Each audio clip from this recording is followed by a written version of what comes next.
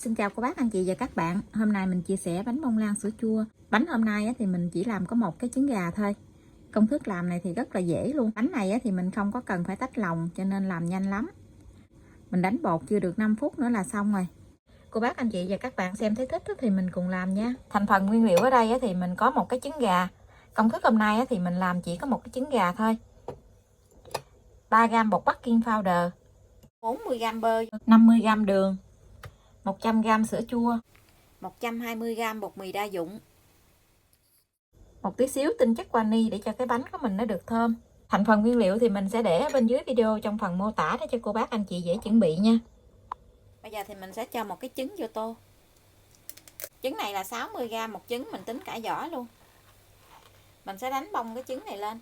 Cái máy của mình có 3 số thì mình đánh là số 2 nha.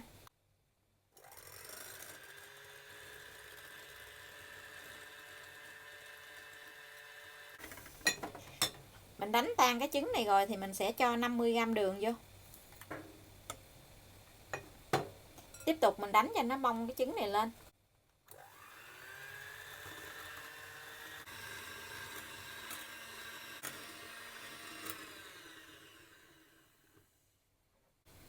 Cô bác anh chị mình đánh trứng khi nào mình dỡ cái que đánh trứng lên có một cái dòng chảy đặc gì là được nha.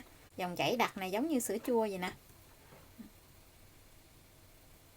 Như vậy thì mình sẽ cho 40g bơ vô. Bơ này mình để cho nó tan chảy ra. Rồi mình đánh lên cho nó đều. Mình đánh ở số 1 nha.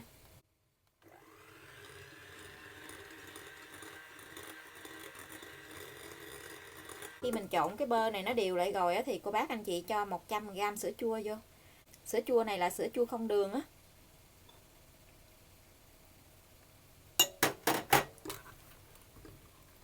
Rồi mình trộn lại cho nó đều.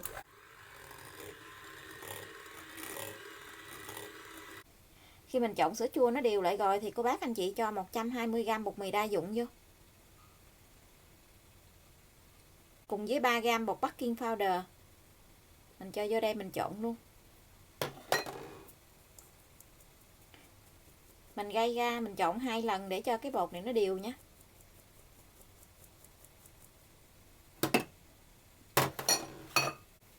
Mình dùng cái phới lòng này mình trộn cho nó dễ.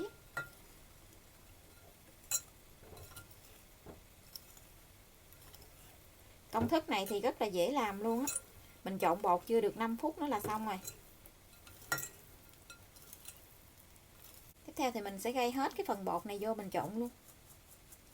Mình chia ra 2 lần mình trộn gì nè, cái bột của mình nó mới đều.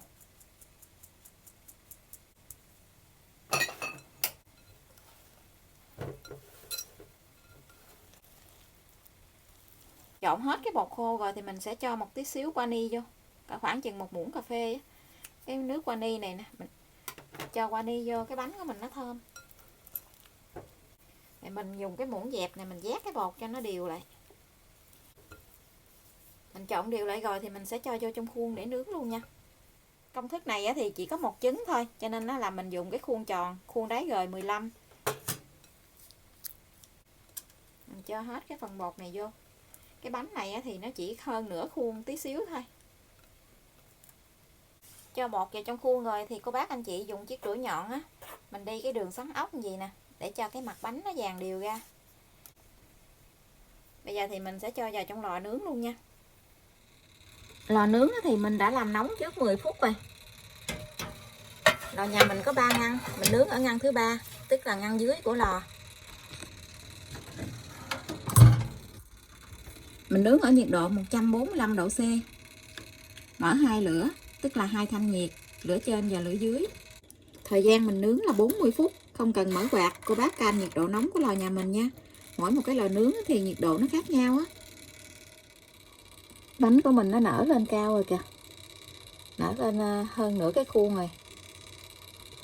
Công thức này nó có một trứng thôi cho nên cái bánh của mình nó cũng thấp mà chứ không có cao.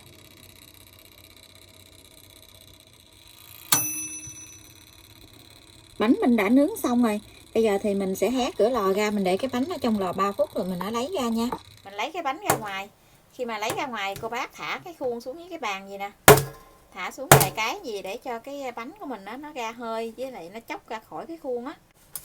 Mình lấy cái dĩa lưới mình lật úp lại, mình để cho cái bánh nó nguội tí xíu thì mình hãy lấy ra nha. Cái bánh của mình đã nguội rồi, bây giờ thì mình sẽ lấy bánh ra.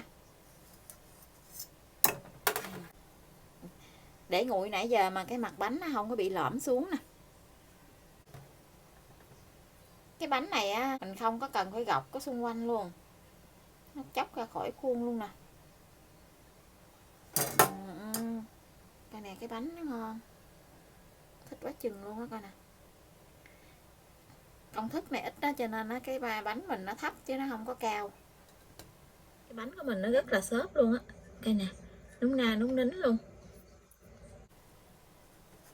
Bây giờ thì mình xin chào tạm biệt, hẹn cô bác anh chị và các bạn lại video tiếp theo. Cảm ơn cô bác anh chị và các bạn đã xem video của mình. Xin chào và hẹn gặp lại video kỳ tới.